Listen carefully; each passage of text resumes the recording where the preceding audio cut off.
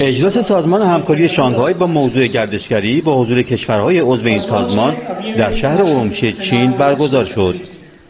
در این جلسه ژانگ مینگ دبیرکل سازمان همکاری شانگهای در سخنرانی گفت کشورهای عضو باید از این فرصت استفاده نمایند و ظرفیت‌های خود را معرفی کنند.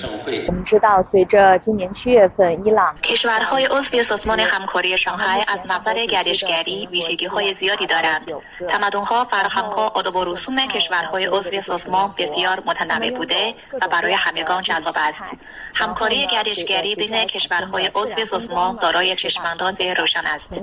از جمهوری اسلامی ایران هیئتی از بخش دولتی و خصوصی در این اجلاس شرکت کردند.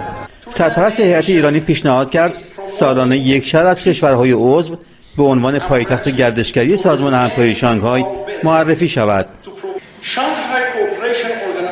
ایده سال گردشگری ابتکاری جذاب برای سازمان همکاری شانگهای است و امیدواریم گفتگو در زمینه گردشگری به عنوان یکی از مؤلفه‌های مهم فرهنگی تداوم داشته باشد.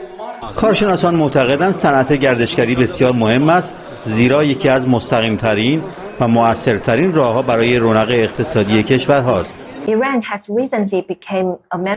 امسال رسما به عضویت سازمان همکاری شانگهای درآمد. فرهنگ ایرانی بسیار غنی است. مردم مهربان و مهمان نوازی دارند. اکنون این فرصت برای مردم چین فراهم است تا به مدت 21 روز بدون ویزا به ایران سفر کنند.